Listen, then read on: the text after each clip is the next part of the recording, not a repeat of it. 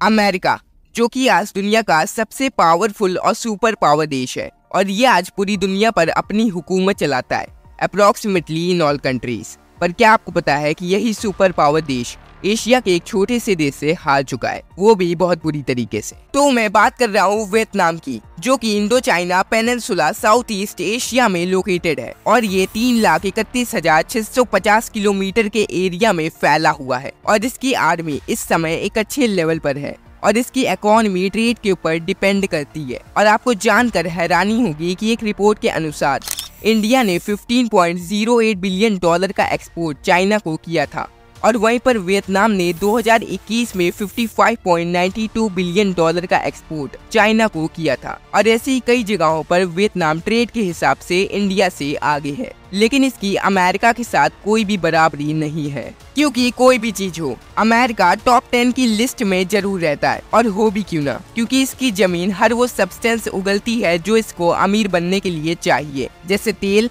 Uranium, अनाज और भी बहुत कुछ। और ये दुनिया का दूसरा सबसे ज्यादा एटम बॉम्ब रखने वाला देश है। लेकिन यही दहशत फैलाने वाला देश 1954 में वियतनाम से हार गया था, जिसके पास उस समय कुछ भी नहीं था। बट कैसे?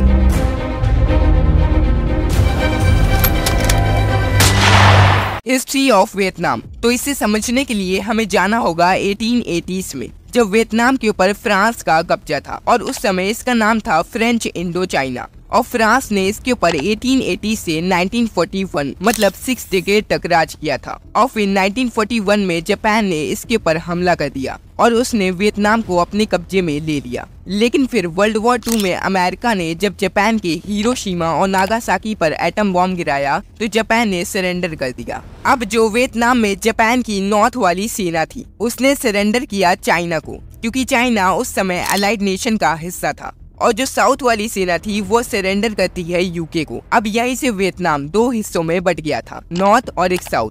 अब क्योंकि फ्रांस भी अलाइड नेशन का हिस्सा था तो फ्रांस कहता है कि हमने वियतनाम के ऊपर 6 डिकेड तक राज किया है तो वियतनाम हमें मिलना चाहिए, जिसके ऊपर चाइना मंजूरी नहीं देता है। लेकिन यूके की वजह से फ्रांस को वियतनाम मिल जाता है। और फिर यहाँ के आम लोगों के निर्देशक हो ची मिन, जिन्हें इंडिया में अंकल हु के नाम से जाना जाता है और ये नाम जवाहरलाल नेहरू ने इन्हें दिया था। इन्होंने यहाँ पर फर्स्ट इंडो चाइना वॉर छेड़ दी, जिसमें एक तरफ थे वियतमिन्स और अंकल हु और दूसरी तरफ थे फ्रेंच रॉयलिस्ट और फ्रांस की आर्मी। और ये वॉर 1946 से 1954 तक चली थी और इसमें गोरिल्ला वॉरफेयर का भी यूज हुआ था, जिसकी वजह से फ्रांस बुरी तरीके से हार गया था।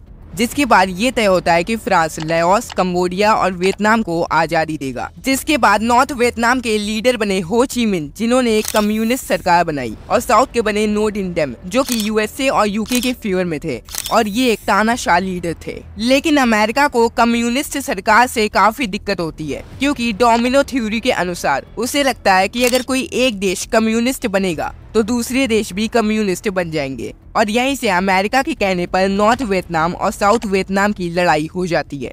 So this was the history of Vietnam. Now how this war started. देखिए, जैसा कि मैंने आपको बताया कि वियतनाम पहले 2 हिस्सों में बटा हुआ था, नॉर्थ वियतनाम और एक साउथ वियतनाम। अब ये जो साउथ वियतनाम होता है ये चाहता है कि वो अमेरिका के फेवर में जाए, जो नॉर्थ वियतनाम होता है वो चाहता है कि वो रशिया के फेवर में जाए। अब ये जो अमेरिका होता है वो साउथ वियतनाम से कहता है कि वो नॉर्थ वियतनाम के ऊपर बॉम्ब गिराए, और जो रशिया होता है वो नॉर्थ से कहता है कि वो साउथ के ऊपर बॉम्ब गिराए। और ऐसा करते करते इन दोनों देशों ने मिलकर पूरे वियतनाम पर 7.5 मिलियन टन से भी ज्यादा बॉम्ब गिराए थे। अब ये जो पूरी वॉर हुई थी इसका पूरा ताल्लुक था कोल्ड वॉर से। अब ये कोल्ड वॉर क्या है इसके बारे में भी जान लेते हैं। देखिए, ये जो कोल्ड वॉर है ये 2 देशों के बीच में हुई थी, अमेरिका और रशिया। और ये इन दोनों देशों की परचम की लड़ाई थी और ये 1945 से 1991 तक चलने वाली सबसे बड़ी वॉर थी। लेकिन इस वॉर में अमेरिका और रशिया ने एक दूसरे के ऊपर एक गोली तक नहीं चलाई थी।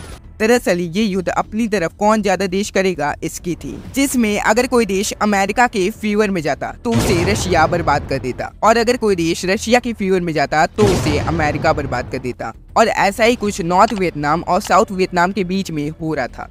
जिसके बाद नॉर्थ वियतनाम के प्रेसिडेंट हो ची मिन कहते हैं कि ये दोनों देश हमें आपस में ही लड़वा रहे हैं, जिसकी वजह से वो नॉर्थ वियतनाम और साउथ वियतनाम को एक कर देते हैं और फिर वियतनाम रशिया और अमेरिका से लड़ने लगता है। और इसी तरीके से ये वॉर स्टार्ट हुई थी। Now why US lose this war. देखिए, इस युद्ध में ऐसा होता था कि अगर रशिया किसी देश के ऊपर हमला कर रहा है तो उसमें अमेरिका नहीं उतरेगा, और अगर अमेरिका किसी देश के ऊपर हमला कर रहा है तो उसमें रशिया नहीं उतरेगा। तो जब अमेरिका वियतनाम के ऊपर सीधा हमला कर रहा होता है तो रशिया इस वॉर से पीछे हट जाता है और फिर ये अमेरिका वर्सेस वियतनाम वॉर बन जाती है। अब अगर इन दोनों देशों की पावर की बात करें तो अमेरिका उस समय भी सुपर पावर था और आज भी है, और वियतनाम की आर्मी इसके सामने काफी कम थी। हालांकि जो रशिया है वो वियतनाम को वेपन सप्लाई करता रहता है, लेकिन वियतनाम की इकोनॉमी काफी नीचे लेवल पे थी। लेकिन यहाँ पे सवाल ये आता है कि आखिर कैसे वियतनाम ने अमेरिका जैसे शक्तिशाली देश को हरा दिया। देखिए, इसके बहुत से रीजन है, जिसमें से फर्स्ट रीजन है वियतनाम लैंड एरिया। देखिए, जो वियतनाम है वो चारों तरफ से जंगल, पहाड़ और नदियों से घिरा हुआ है, जिसका यहाँ के लोगों को काफी बेनिफिट हुआ है। इसके बारे में जानेंगे, पर पहले मैं आपको एग्जाम्पल देता हूँ रशिया का। देखिए, जो रशिया है वो आधे से ज्यादा बर्फ से जमा हुआ है और यहाँ पर जंगल, पहाड़ और नदियां भी हैं। तो जब कोई देश रशिया के ऊपर हमला करता है तो पहले तो उसकी आर्मी को रशिया की ठंडक का सामना करना होगा, जो कि बहुत मुश्किल है, और फिर उन्हें उन जंगलों को पार करना होगा, जिसमें रशिया की आर्मी उन्हें उन जंगलों में ही मार देती है। और क्योंकि रशिया की पूरी पॉपुलेशन रशिया के सिर्फ 20% हिस्से में रहती है, तो वहां तक पहुंचना एक बड़ी जंग है। और यही चीज नेपाल, अफगानिस्तान और वियतनाम जैसे देशों के साथ है। और सीधी बात यह है कि जिस देश में पहाड़, जंगल और नदियां हैं तो उस वॉर को वहां के लोग ही जीत सकते हैं।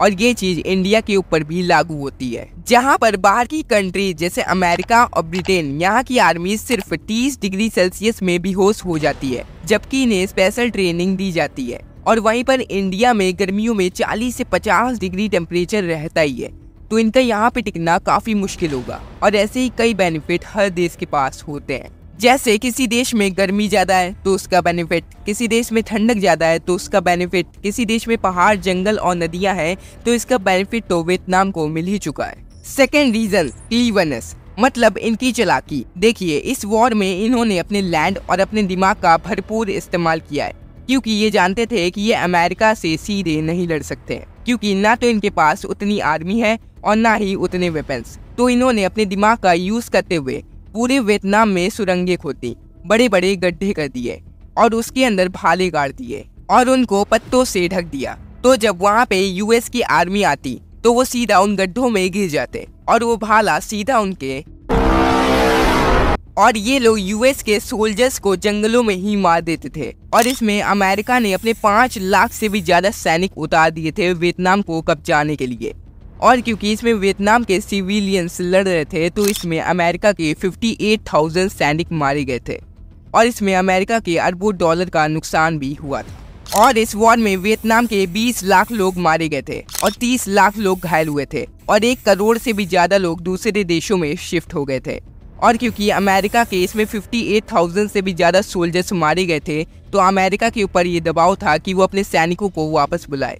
और फिर 1973 में अमेरिका ने ऐसा ही किया, उसने अपने सभी सोल्जर्स को वहां से वापस बुला लिया और फिर उसकी उत्तरी वियतनाम के साथ बातचीत होती है और ये वॉर वहीं पर थम जाती है। Now why America is bad for all countries. देखिए, ये जो अमेरिका है ये पहले से चाहता था कि वो एक सुपर पावर बने, जिसके लिए इसने वर्ल्ड वॉर 1 में एक बड़ा रोल निभाया और वर्ल्ड वॉर 2 में इसने जापान के हिरोशिमा और नागासाकी पर एटम बॉम्ब गिराया, जिसमें 90 से 146 हजार लोग हिरोशिमा में मारे गए थे और 60 से 80 हजार लोग नागासाकी में मारे गए थे।